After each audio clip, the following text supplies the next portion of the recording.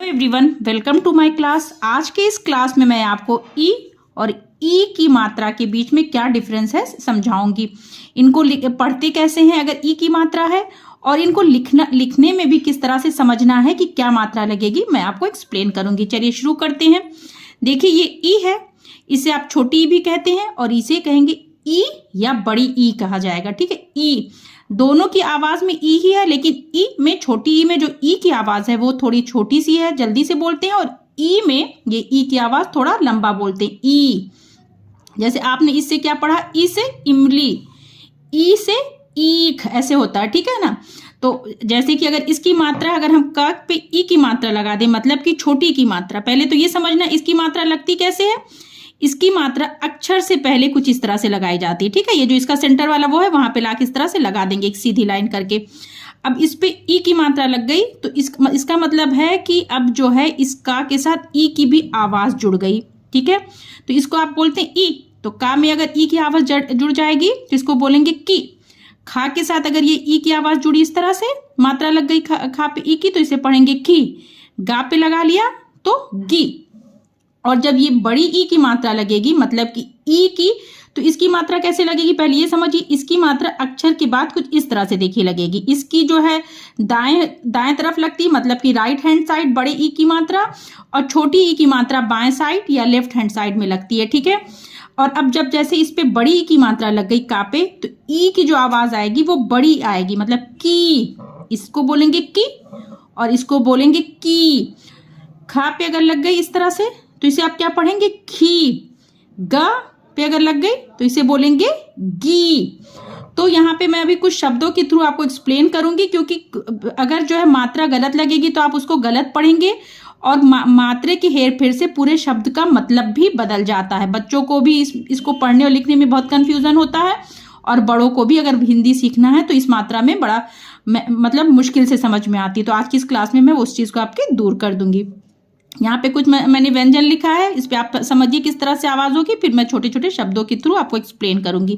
ये च है, इस पे अगर ये ई की मात्रा लग गई, इसे आप क्या पढ़ेंगे, ची। ट है तो इसे क्या बोलेंगे, टी। न, नी। तो इस तरह से की, खी, गी, घी, ची, टी, ठी, डी, ती। जिस भी मात्रा पे ई की, जिस भी व्यंजन के साथ ई की मात्रा जुड़ेगी तो ये जो ई की आवाज है इस तरह से आएगी, की, खी, थोड़ा छोटी सी आएगी। और जब बड़ी की मात्रा लगेगी तो बड़ी आएगी, की, खी, गी। ये क्या हो गया, ती। इसे बोलेंगे पी। ये रा है, इससे हो गया री। ठीक है, तो मैं कुछ शब्दों को लिखती हूँ और आपको एक्सप्लेन करती हूँ कि किस तरह से आपको समझना है। जैसे ये है, आपने लिखा मिल। मिल देखिए कैसे आप लिखेंगे, मिल, माँ पे ये मिल बोलना है, मतलब ई की माँ से पे ई की मात्रा आ रही है और छोटी सी आ रही, मिल। तो मी और ये ला, मिल। और अगर आपको लिखना मील तो आपको लिखना कैसे होगा, मील। देखिए मिल और मील में बस ई की मात्रा का अंतर है, लेकिन दोनों चीजें अलग हो जाती। मिल मतलब मिलना और मील मतलब दूरी। तो मील ऐसे बोलना है तो इसको इस तरह से यहाँ पे लिखा जाएगा, मील। कुछ और शब्दों को समझते हैं, बिन। बिन कैसे लिखेंगे, इस तरह से छोटी की मात्रा लगेगी, बिन। बीन, बिन लिखने के लिए बा पे बड़ी की मात्रा ये लगी और ये ना, बीन। तो इस तरह से आपको जो है ये समझना है कि किस तरह से कहाँ पे कौन सी मात्रा लगेगी, कब छोटी की मात्रा और कब बड़ी ई की मात्रा लगेगी। दिन, दिन लिखना आप कैसे लिखेंगे, दा से ई की आवाज आ रही, मतलब कि दा पे ये ई की मात्रा लगेगी और छोटी सी आ रही, दिन, तो छोटी की मात्रा लगी, और ना, दिन। दिन मतलब डे, और दीन, दीन गरीब बोला जाता ना, दीन दुखिया। तो दीन लिखने के लिए आपको क्या करना है, दा पे बड़ी की मात्रा लगी और ये ना, दीन। आपको कुछ और शब्द लिखिए, जैसे पिला।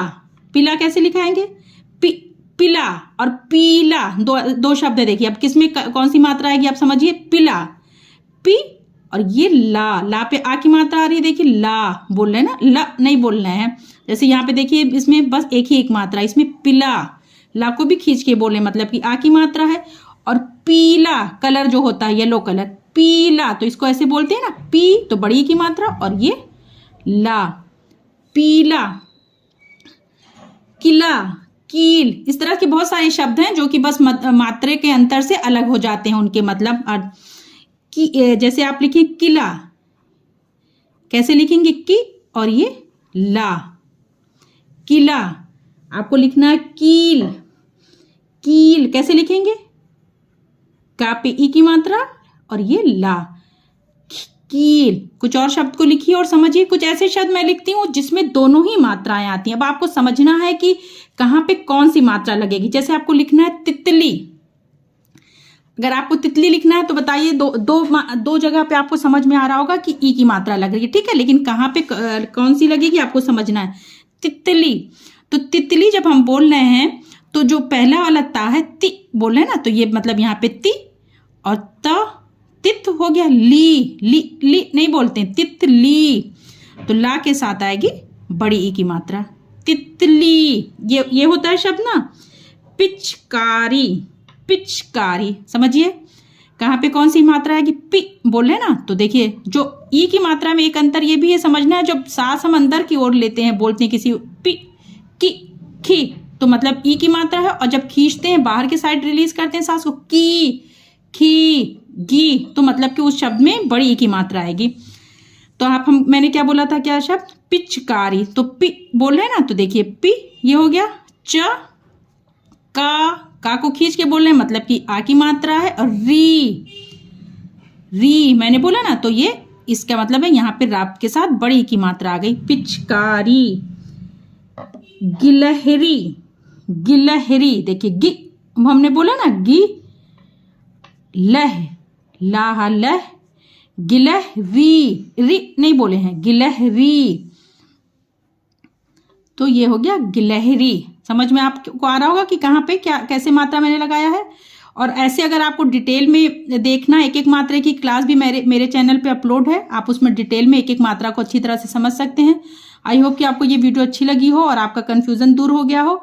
अगर वीडियो अच्छी लगी तो वीडियो को लाइक और चैनल को सब्सक्राइब करिए। बाय।